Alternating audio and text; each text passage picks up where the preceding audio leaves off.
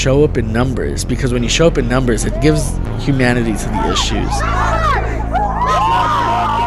People don't think that the other side exists. People that are Donald Trump supporters are just like a mythical creature. And then actually seeing them for the first time, it's like, wow, these are people that exist, that believe these ideas. I thought it would be a good idea to host a student protest. And so I threw together a Facebook event, and we did. It was large. It was covered by ABC7. They had like helicopters roaming over the city too, and downtown loop. I remember the first time I saw a Trump supporter was in mid-primary. No one like that existed around me.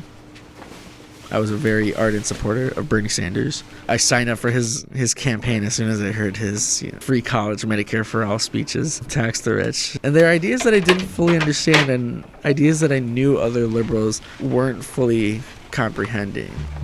That's what basically drew me away from Republicans, is because they would say their talking points and they would go on and with tons of evidence, and you just get super overwhelmed. There's this guy who's talking about the economy. There's this guy that's talking about equality for all. Which one am I going to get behind if I don't have the facts? And that's who my guy was.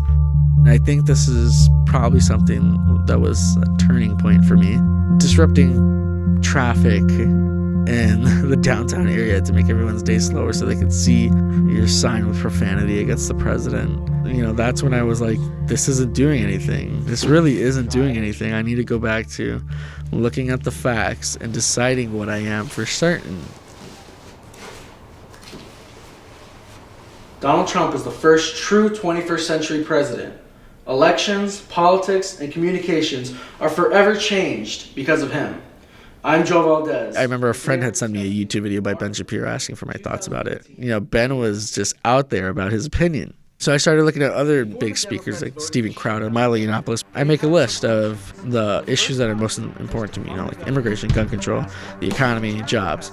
I found time and time again, after looking at everything on the list, that I was aligning with conservatives more than I was aligning with the liberals. And it was really shocking to me because I had been doing liberal activism for 3 years, and seeing, for the first time, me doing actual research and looking at the other guy's opinion, that I agreed with him more. It had felt like maybe everything I was doing was wrong, and it's actually not good for our country. So, at some point you do feel bad that this is what you've been doing, but now you see that you have an opportunity to change it. Yes. That wall video, I think it hit 1.1 million. I actually can't believe that. That is amazing. I had no idea it would be that big. And you're a freshman getting into all this stuff. I don't even have a YouTube. We haven't had another viewpoint in years and forever. The other viewpoint is always silence. It's always shunned upon in our classes. With conservatives, I found that it's always about the issues, and with liberals, it's always about the hierarchy of victimhood. There are people on their sides that are radicals and will do anything necessary to make sure that conservative ideas aren't spread on campus.